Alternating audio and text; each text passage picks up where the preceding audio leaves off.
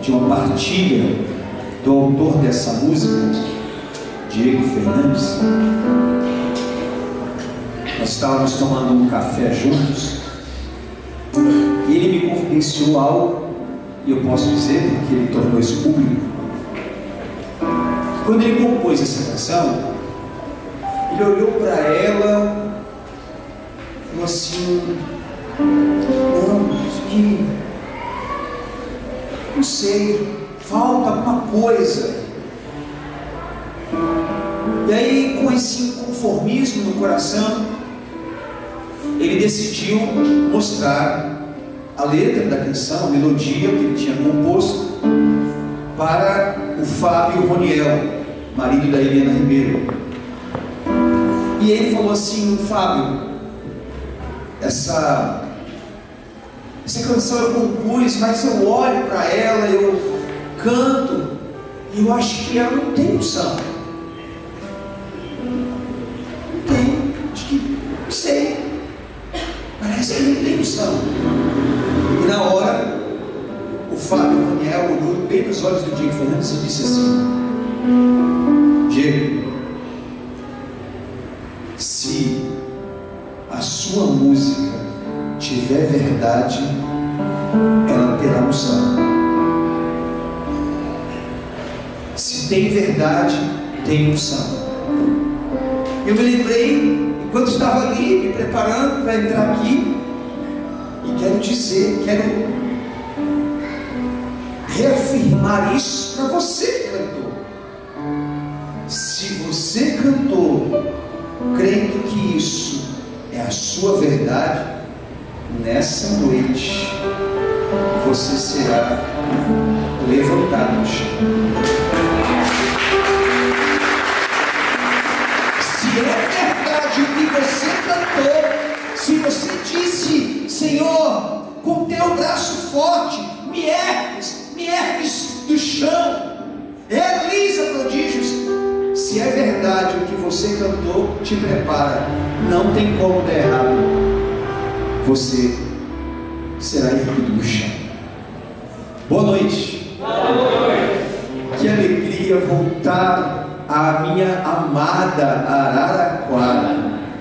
Meu Deus, que cidade linda, que cidade maravilhosa. E olha, vocês são privilegiados porque minha esposa já esteve aqui comigo e disse assim, sem muita pretensão, né? Sabe como é? As mulheres não falam com muitas pretensões, né? Só de vez em quando. Ela disse assim para mim: olha, amor, estamos morando em São Paulo e, claro, estamos fazendo a vontade de Deus, mas se um dia, somente se um dia Deus soprar nos nossos ouvidos e disser assim: ó, vocês têm minha bênção para mudar-se para o interior, sair da capital e para um lugar um pouco mais tranquilo, um pouco menos agitado que a capital, eu acho que Araraquara é uma cidade bem bacana. Eu falei: nossa, não, mas eu também só acho, né? Não estou dizendo assim que a gente tem que ir. Diga para quem está do seu lado: vai vendo, né? Aí nessa hora a gente fica assim: então eu tenho que falar com a igreja. Oremos. Que alegria, queridos. Pega a sua Bíblia aí. Primeira carta de São Pedro. André, Maria. Primeira carta de São Pedro, capítulo 5. Localiza aí, está bem pertinho do Apocalipse. 1 Pedro, capítulo 5. O tema de hoje, desta noite, é fé inabalável. Eita, Deus poderoso. Fé inabalável. 1 Pedro, capítulo 5, versículo 6. Humilhai-vos sob a poderosa mão de Deus, para que na ocasião própria Ele vos exalte, Lançai nele toda a vossa preocupação, porque é Ele que cuida de vocês. Sede sóbrios e vigilantes, eis que o vosso adversário, o diabo, vos rodeia como um leão a rugir, procurando a quem devorar. Resisti-lhe firmes na fé, sabendo que a mesma espécie de sofrimento atinge os vossos irmãos espalhados por Araraquara.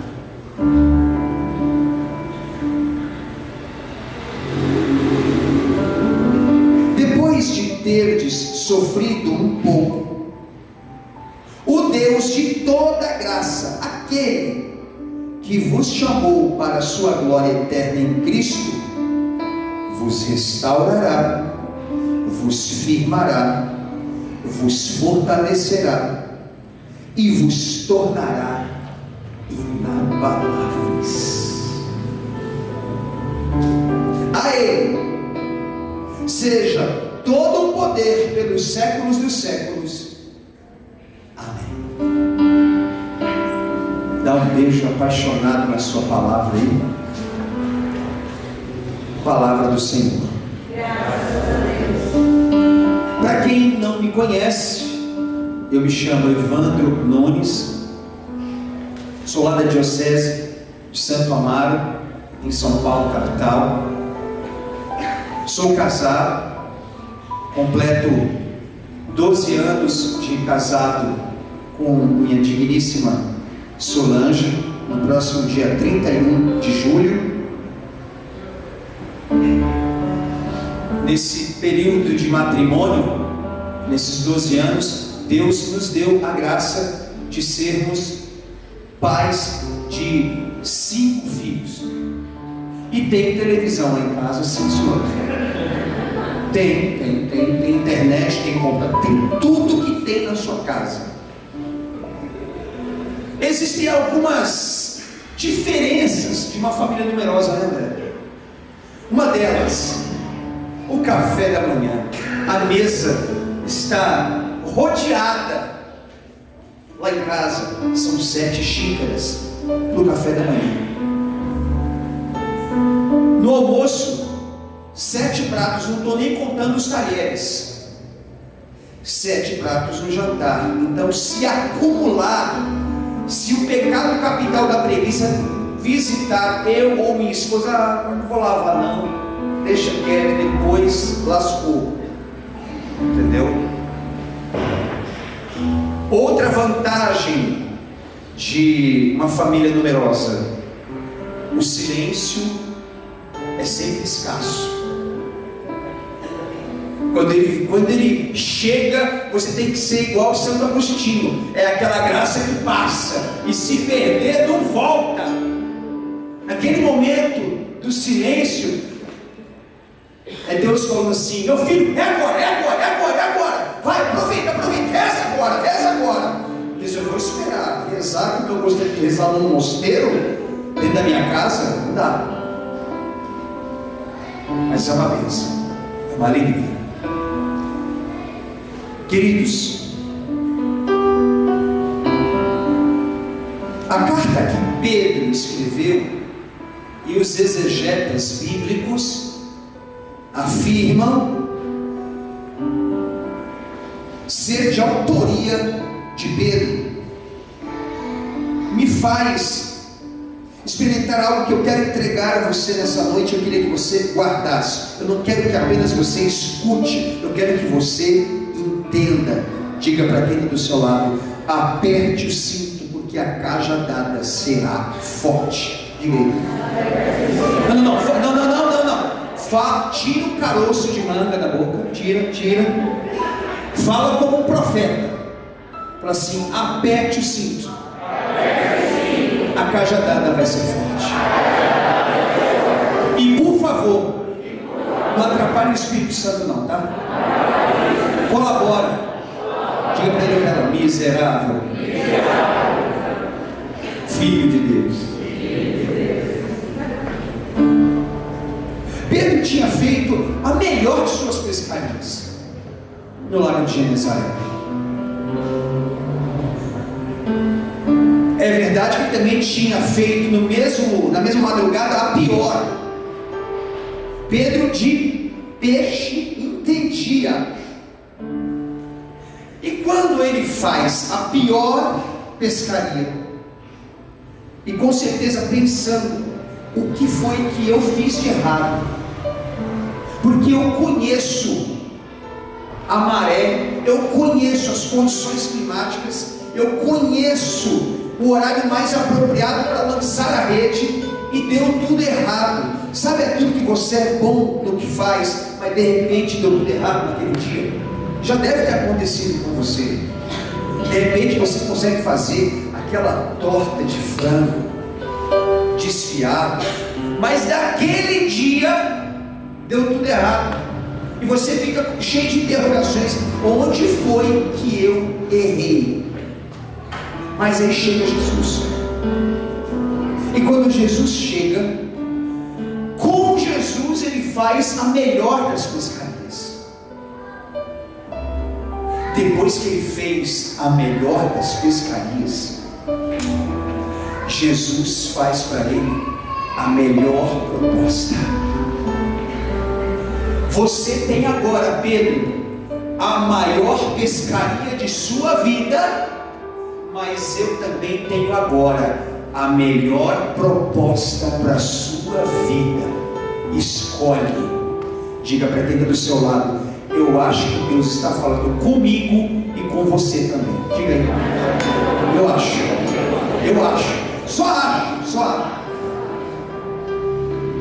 E Pedro não tem dúvida. Ele escolhe abandonar a melhor recompensa humana, fruto do seu esforço, aliado à obediência da palavra que ele ouviu, para experimentar aquilo que ele não conhecia. De peixe ele entende, mas de evangelho ainda não. Mas mesmo assim ele diz: vai, e eu estou indo depois. Pedro é o protótipo de gente que vai dizer para Jesus assim: ó, o que o Senhor faz, eu vou fazer, mais lento que o Senhor, mas eu vou fazer. Quando a gente vê os evangelhos, 89 capítulos, fica aqui um spoiler para vocês. Se você quiser, em um mês, ler todos os evangelhos, 3 capítulos por dia, você terminou. Você leu a vida toda de Jesus, 3 capítulos por dia. Mas nos evangelhos, querido, a fé que Pedro herdou por causa do desapego àquilo que era a melhor pescaria, por causa da fé que ele adquiriu, fez ele fazer, desculpa a redundância, mas é para você entender mesmo, fez ele fazer aquilo que Jesus não fez. Como assim, Evandro? Nos 89 capítulos dos evangelhos, você vai ver Jesus curando o homem da mão seca, você vai ver Jesus curando um homem que está surdo, Éfata. Você vai ver uma mulher que está com um fluxo de sangue há 12 anos, aquele sangue estancar. Você vai ver Cristo ressuscitando o filho da viúva de Naim. Você vai ver ele ressuscitando Talita, filha de Jairo. Mas Pedro, quando deixou aquela barca cheia de peixe, quando ele passa depois do Pentecostes, sem falar nada, a sombra dele, a sombra, não tem microfone, não tem pregação, a sombra de Pedro, a sombra de Pedro curou. Eu não sei se a sombra de Jesus curou Não estou dizendo que não curou, mas eu tenho certeza que a sombra de Pedro curou. Diga para quem está do seu lado: eu não falei que Deus está falando comigo e com você nessa noite? Diga aí: eu não falei? Eu não falei? E Pedro, veja, se Pedro não tivesse, André, se Pedro não tivesse exercitado o desapego naquele lago de Genezaré, ele não escreveria isso aqui. Se há 12 anos atrás, quando eu me casei, Deus falou assim: casou? Agora vem, mas agora vem, mas agora vem, eu não estaria neste santo chão agora. Eu não estaria aqui agora, eu não estaria. É por causa do que ele pediu para eu abandonar lá, por causa da fé, é que eu estou aqui na sua frente agora.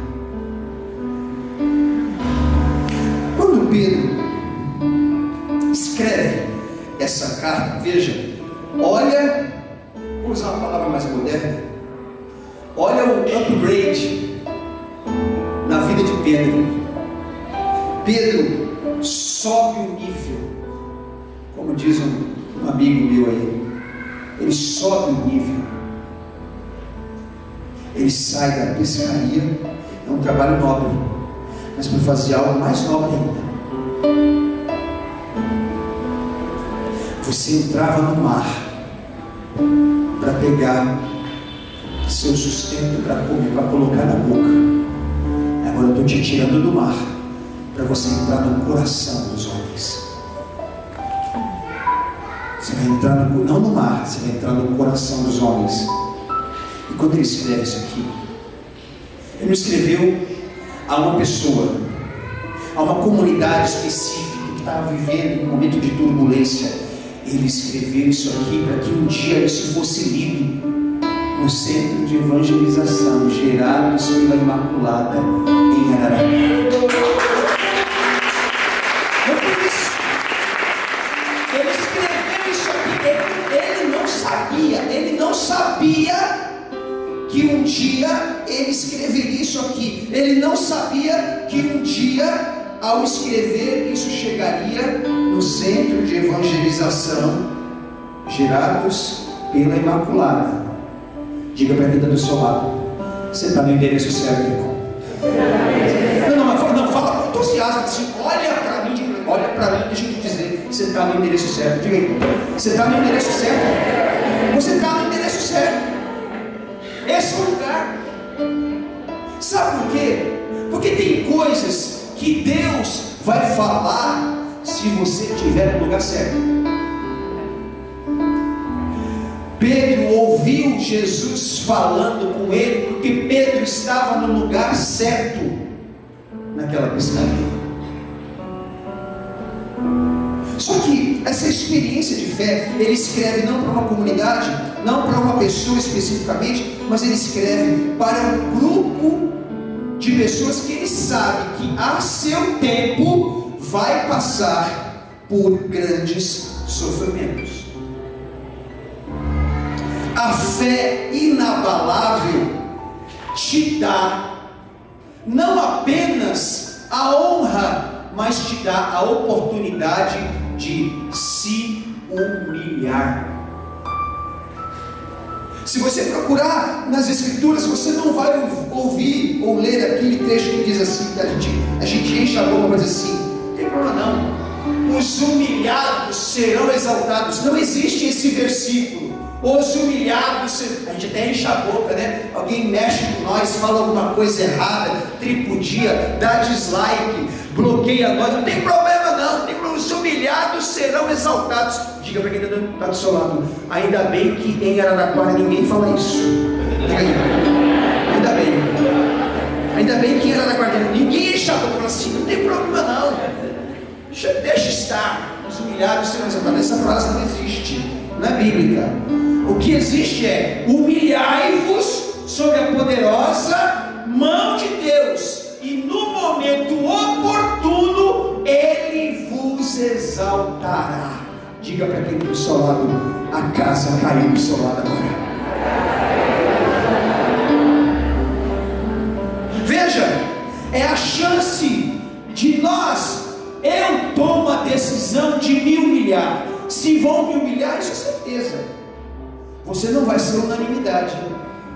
tempo todo. Ainda hoje, entre o descanso e reflexão, eu publicava ali no meu Instagram: que história é essa de sempre as coisas serem somente do seu jeito? Só do seu jeito. Por exemplo, Evandro Nunes, eu não gosto de polêmica. Para mim, o feijão é sempre por cima do arroz. Eu não gosto de polêmica. Mas tem gente que fala assim: opa, no meu prato ninguém mexe. Para mim, o feijão é sempre por baixo e o arroz por cima. Cadê você que é assim? Cadê você? É nós, né? É nós, né, filho? É nós, né? Mas também tem a terceira turma: nem em cima, nem embaixo, do lado. A fé inabalável faz você conviver bem com quem come feijão diferente de você. Diga para quem está do seu lado: olha Deus falando de novo comigo, com você. Queridos, essa fé inabalável, ela não vai te fazer invencível. Não se esquece, você é feito de barro. Você é um barro frágil, mas dentro, o barro é frágil, mas dentro ele carrega um tesouro. Não é o barro que é invencível. O que é invencível é o que está dentro dele. É o que está dentro dele. Pedro está dizendo para este povo: olha, é preciso que vocês sejam sóbrios e vigilantes. Não dá para vigiar de olhos fechados. O grande problema da nossa geração é querer vigiar de olhos fechados. Não, reza de olhos fechados, vigia de olho aberto. Repete comigo: reza de olhos fechados, vigia de olho aberto. De novo: reza de olhos fechados, vigia de olho aberto. É tempo de vigiar. O demônio não respeita território. Muitas vezes não respeita território, até mesmo na casa de Deus. Eu sou casado, mas se eu entrar num ambiente de Deus, num ambiente sagrado, como é esse aqui, num ambiente que propaga aquilo que não passa, se eu entrar sem vigiar, eu corro riscos.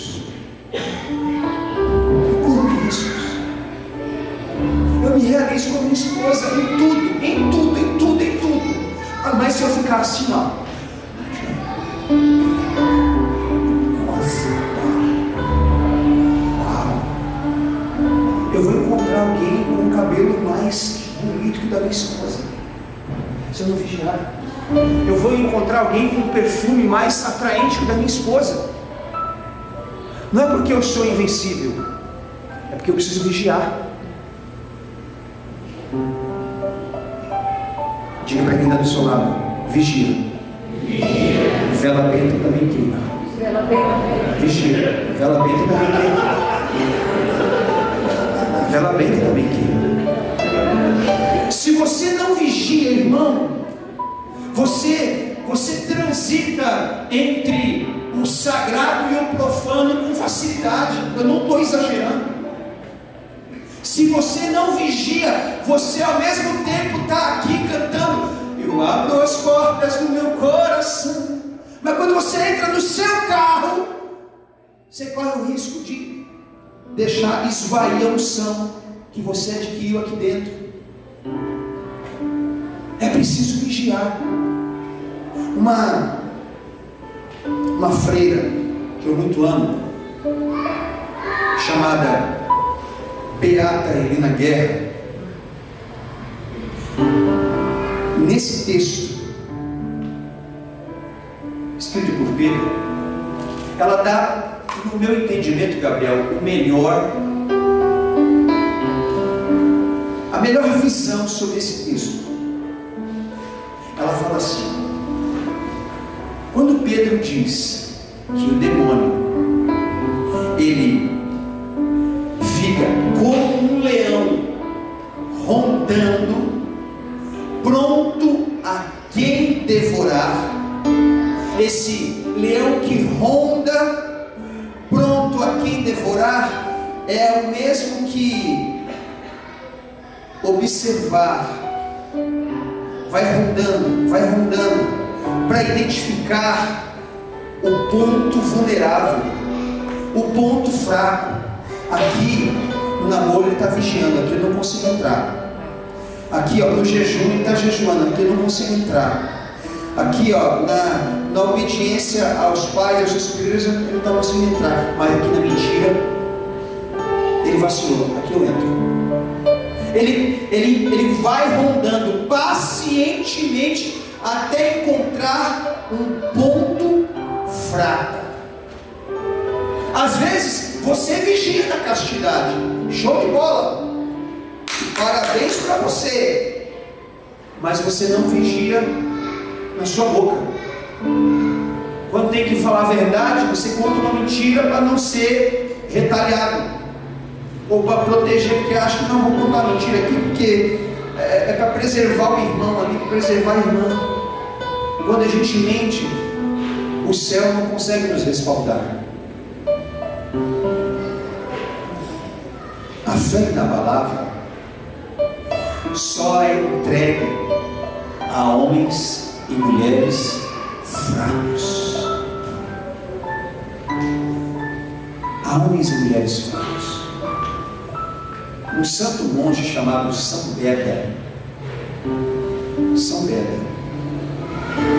dizia que aquele que não tem a coragem de se humilhar, quem não se humilha não se salva.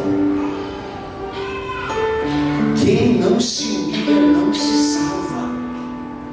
A fé inabalável mostra o tamanho que a fé tem.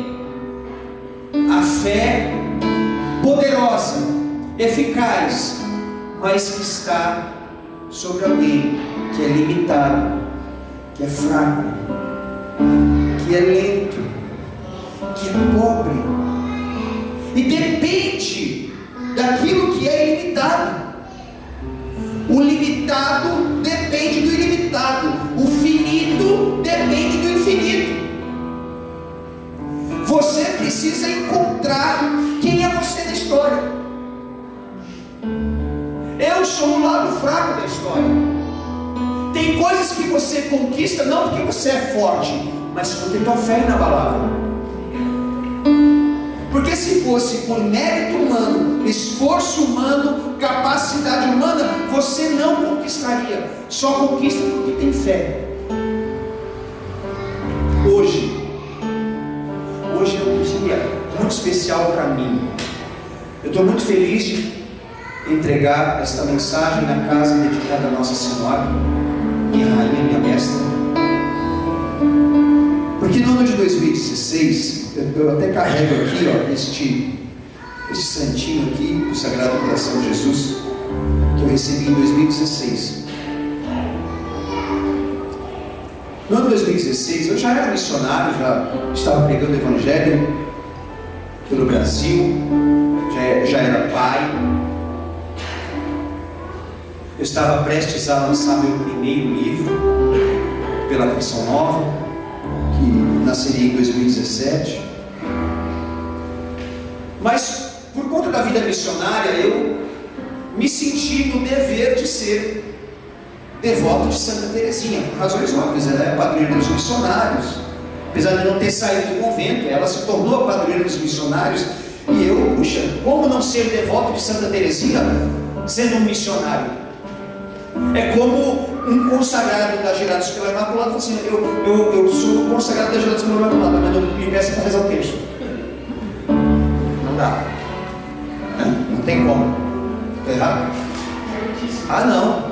Assim, aqui esse negócio de Nossa Senhora, veja bem, André, meio complicado, mas então fica aí. Você vai ser convidado assim, então não dá. Se Maria não entra, então você não consegue ficar. Tem coisas que são negociáveis. Mas a minha devoção, no primeiro mês, até 2016, a minha devoção a Santa Teresinha era uma devoção assim meio padrão, sabe? Eu sabia que ela tinha entrado no Carmelo com 15 anos, e que ela morreu com 24, e que quando ela chegasse no céu, ela profetizou que ela derramaria uma chuva de rosas sobre a terra. Ponto. Aí eu ganhei o livro História de uma Alma, de uma serva do meu grupo de oração, que foi muito verdadeira comigo. Evandro, olha esse livro aqui, História de uma Alma, irmão, a linguagem dele é um pouquinho difícil para mim, eu não me adaptei. Leva para você. E aí quando eu peguei aquele livro, e eu não tinha até então lido o livro História de uma Alma, como? Você devoto de Terezinha não tinha lido História de uma Alma? Diga para ele, para quem está do seu lado, é isso mesmo, ele não fez isso não. É isso mesmo, não leu. Não li. Mas quando eu comecei a ler, aquele castelo que eu tinha montado dentro de mim, de que Terezinha era uma guti-guti, Terezinha, oh meu Deus, era florzinha delicada, cuidado para não quebrar, porque senão eu conheci uma mulher forte, eu conheci uma mulher inabalável na fé, eu conheci uma menina que amadureceu rapidamente, que com 12 anos assumiu seu primeiro filho espiritual, que com 12 anos já tinha autoridade até mesmo para que o demônio fugisse. Certa vez Terezinha teve um sonho com demônios, e aí quando ela começou a conversar com as irmãs de sangue dela, olha, você precisa tomar cuidado com isso. E Terezinha disse assim: não sou eu que tenho medo deles, eles é que têm medo de mim. Terezinha disse isso, não tinha nem entrado no Carmelo ainda, quando trovejava, trovão, o relâmpago é a imagem, o trovão é o barulho. Quando trovejava, Terezinha não se assustava, ela falava assim: olha a presença de Deus falando comigo, olha a presença de Deus, o trovão, olha Deus falando comigo, não se assustava. E aí eu conheci uma freira carmelita, e ela falou: Evandro, você é devoto de Santa Terezinha, legal, bacana e tal, missionária, mas você precisa conhecer o pai e a mãe, porque Terezinha é o que é por causa do pai e da mãe. Quem fala isso é ela, não sou eu. Terezinha, que conviveu com sua mãe, Santa Zélia, apenas 4 anos da sua vida. 4 anos, ela tinha 4 anos de idade quando Zélia morreu. Terezinha, quando olhava para o pai rezando, ela falava assim: quando eu queria saber como um santo rezava, eu olhava para o meu pai rezando. Olhar para o meu pai rezar era certeza de eu saber como um santo rezava. E ela veio, e não veio sozinha, ela trouxe o pai e a mãe para dentro da minha casa. Eu comecei a conhecer a história de São Luís Martã, de Santa Zélia Perim, e fui me identificando, fui vendo o jeito como deveria acontecer as coisas dentro do ordinário da minha vida. E quantas vezes eu me preparava para pregar, porque eu tinha que dar conta, porque eu tinha que entregar um bom conteúdo na pregação, mas quando eu voltava para dentro de casa, quantas vezes eu podia dobrar a coberta da minha cama e eu não fazia isso. São Luís e Santa Zélia me ensinaram, André, que se eu não me disponho a arrumar o meu quarto, eu não consigo arrumar a vida de ninguém. Se você, Evandro, não se dispõe a arrumar o seu quarto, você não vai conseguir arrumar a vida de ninguém. Diga para quem está do seu lado: eu acho que Deus está falando comigo e com você de novo. De novo. De novo.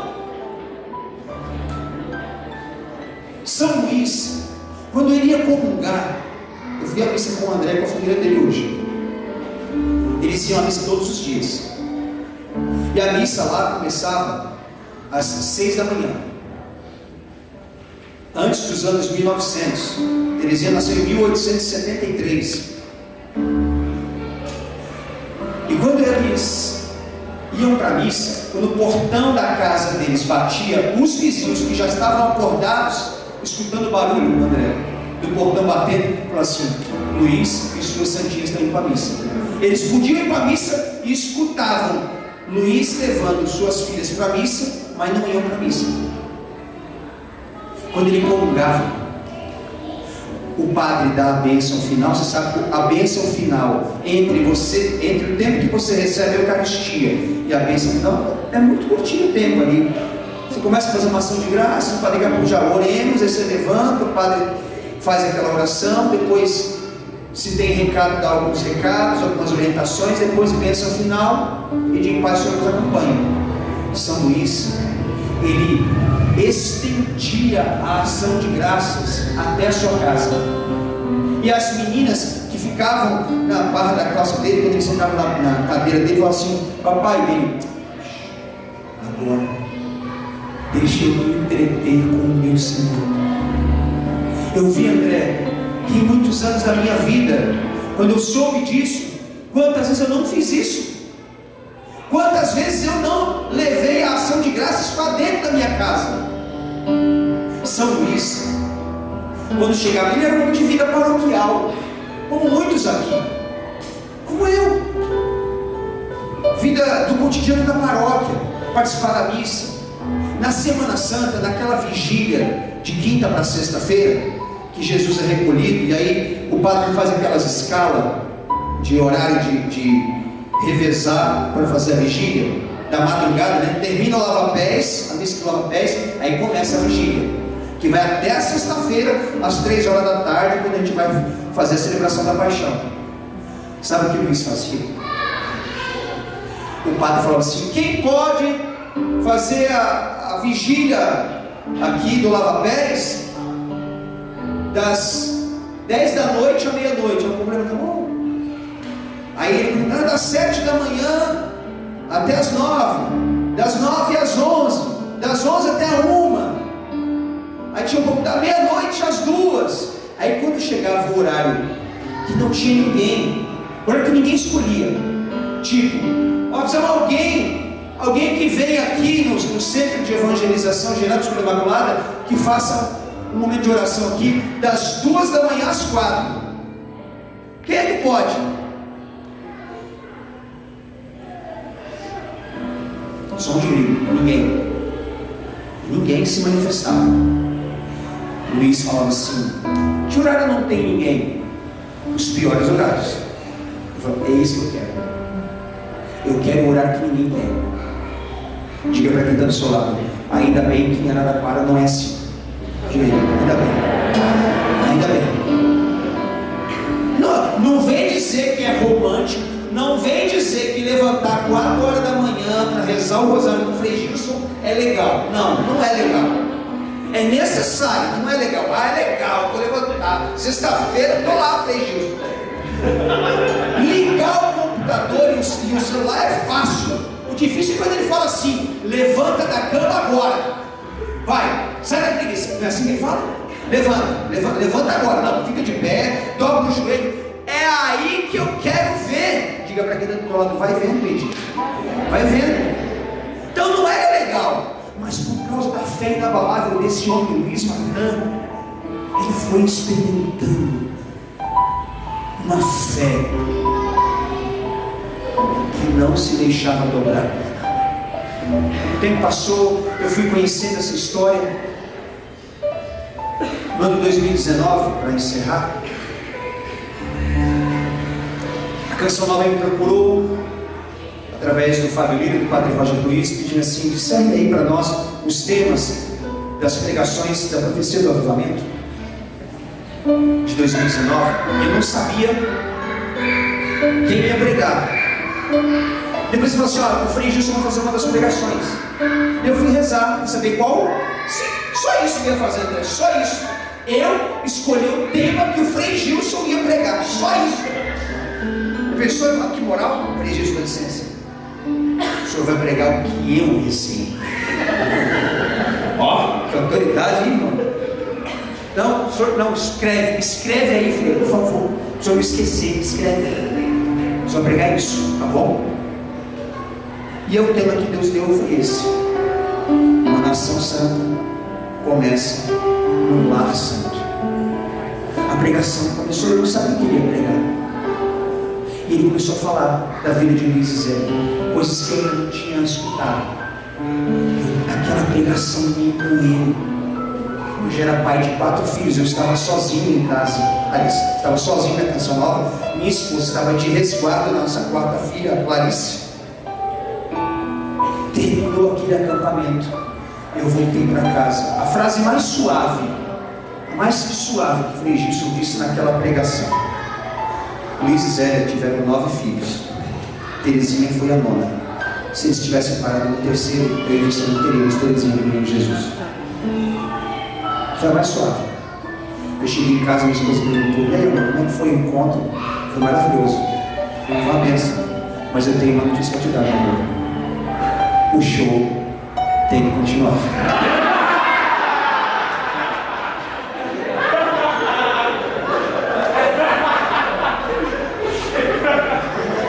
Vivemos a nossa vida, vivemos a nossa história, e na pandemia Deus nos deu o Luiz Miguel, Luiz por causa de São Luís. Depois desse tempo, Deus nos deu a graça de sermos visitados por um sofrimento. Como disse o apóstolo Pedro, depois desse sofrimento virá um tempo de graça, um tempo de glória, um tempo de respaldo da parte de Deus. Solange viveu a pior complicação de todas as gravidezes que ela tinha feito até então. Meu filho precisou ficar internado durante 15 dias depois de nascer. Eu não pude acompanhar o parto, não pude visitá-lo. E quando eu reclamei, quando eu questionei, falei: Senhor, nas minhas inquietações com Deus, falei: como eu não estou, meu filho nasceu, eu não pude, Senhor, eu não pude tocá-lo. Ele disse: como diz que você não está tocando? O que eu faço quando você reza? Você não está tocando no seu filho? Como assim? Você não viu, você não colocou a mão nele. Mas quem disse que você não está tocando nele? Quem disse? E no dia 27 de maio, dia de Nossa Senhora Auxiliadora, depois que eu tinha voltado de um encontro, eu fui pregar o acampamento de Pentecostes na Canção Nova. Meu filho recebeu alta. Em Alençon, cidade onde nasceu Terezinha, mora hoje essa freira que disse para mim em 2016: você precisa conhecer Luiz e Zélia. O reitor deste santuário, dedicado aos pais dela, chamado Padre Thierry, ele é primo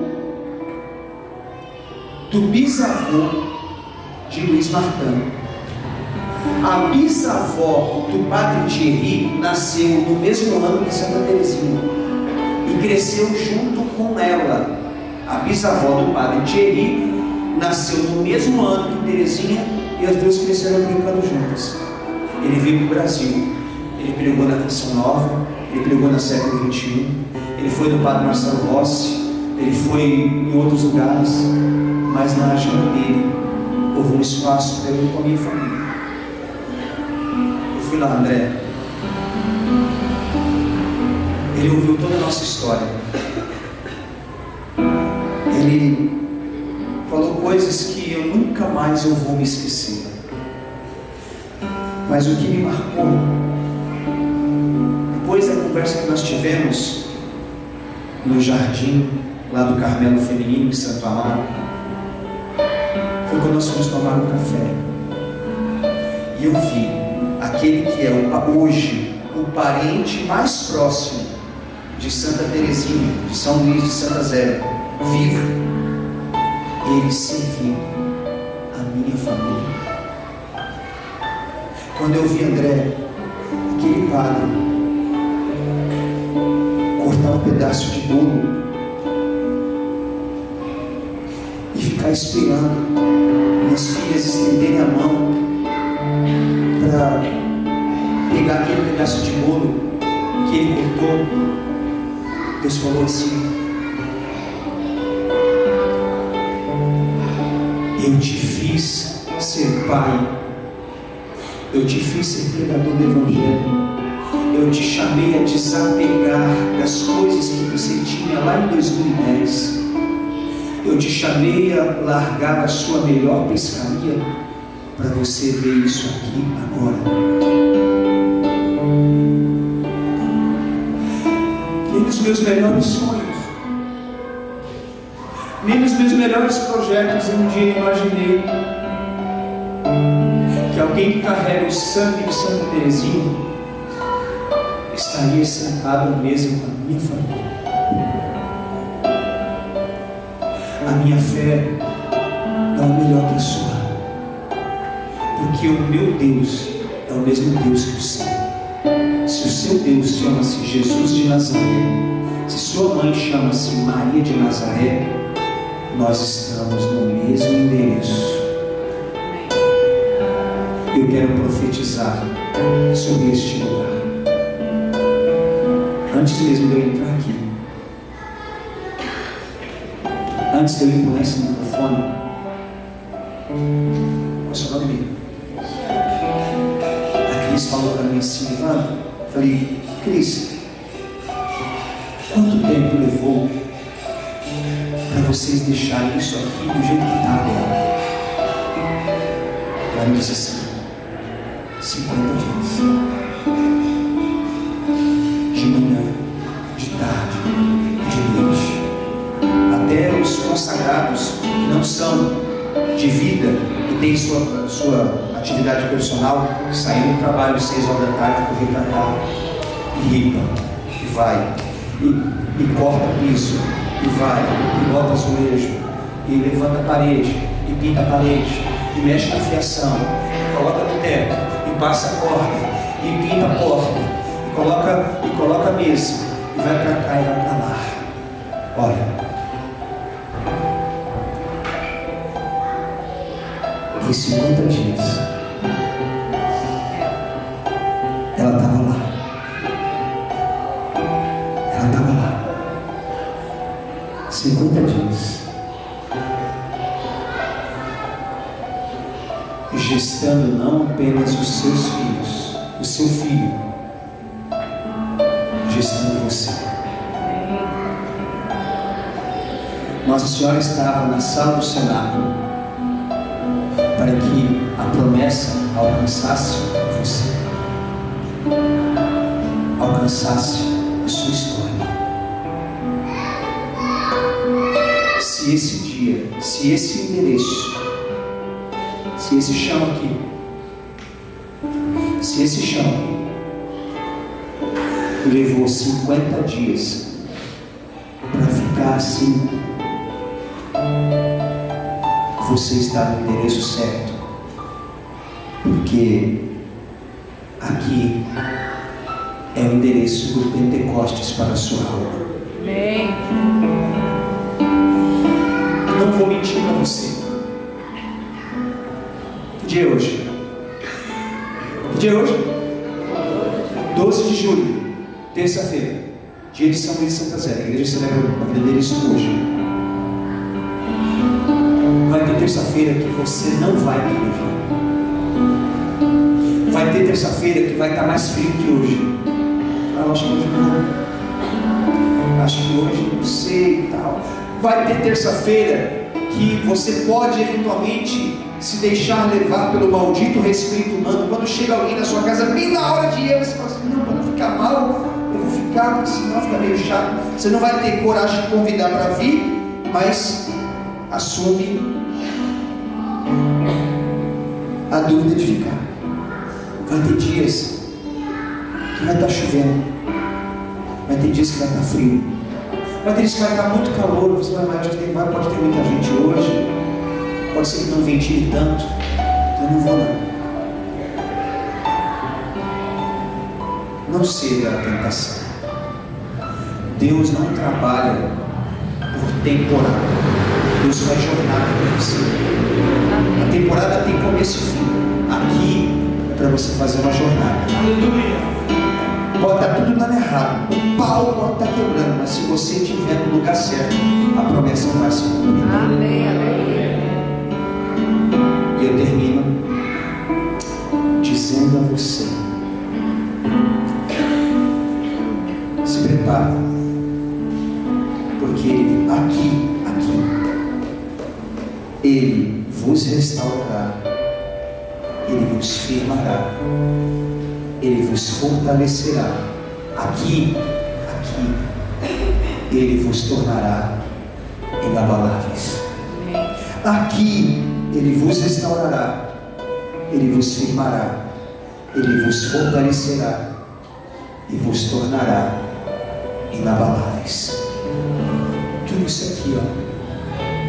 E ainda não está pronto, né, André? Não está pronto ainda. Ainda falta. Eu concordo com isso, não, falta isso. Eu concordo, falta.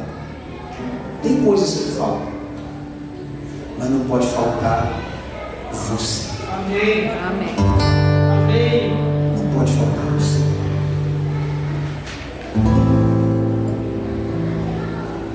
Eu peço hoje que São Luís, que Santa Zélia, que Santa Teresinha, que a venerável Helena, toda a família de Santa Teresinha, está muito empolgada. Coloque em você o desejo de se tornar alguém restaurado, alguém firme, fortalecido, inabalável.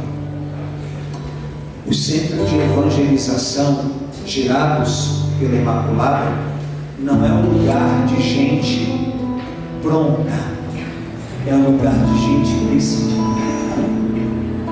Vou repetir, não é um lugar de gente pronta, é um lugar de gente decidida.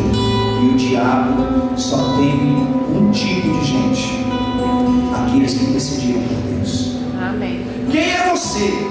Eu sou um jovem decidido por Deus. Quem é você? Eu sou um homem decidido por Deus. Quem é você? Eu sou uma mulher decidida por Deus. Quem é você? Eu sou uma mãe decidida por Deus. Eu sou um pai decidido por Deus. Depois vem o resto. Depois vem o ser pregador, depois vem o ser músico, depois vem o ser intercessor, o fundador. Não, eu sou um homem decidido por Deus. Convido você a ficar de pé.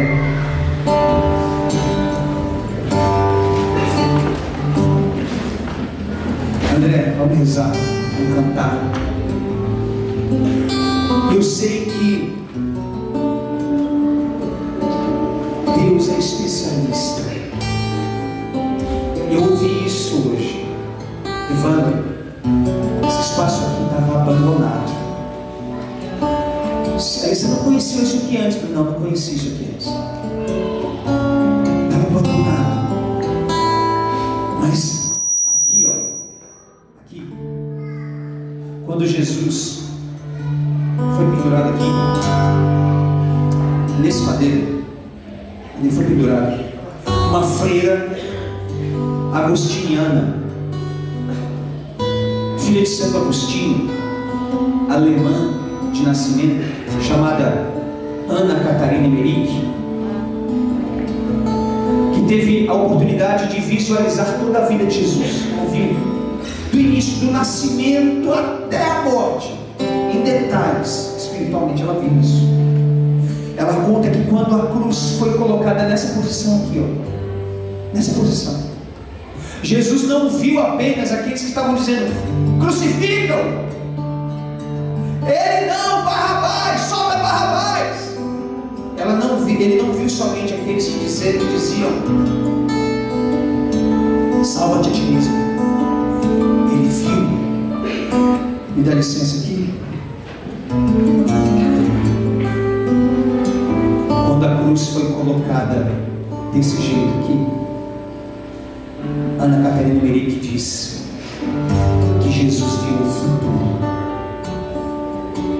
Jesus viu você. Jesus viu suas lágrimas. Jesus viu suas lutas. Jesus viu seu fracasso. Jesus viu seu medo, Jesus viu sua fé nascendo, Jesus viu sua fé renascendo. Nesse dia, que foi uma sexta-feira, Jesus viu o dia 12 de julho de 2022, dia de São Luís e Santa Zélia Maria. Jesus viu você aqui na minha frente. Você está no lugar certo. Diga para quem está do seu lado: você está no lugar certo. Você está no lugar certo, você está no lugar certo, você está no lugar certo.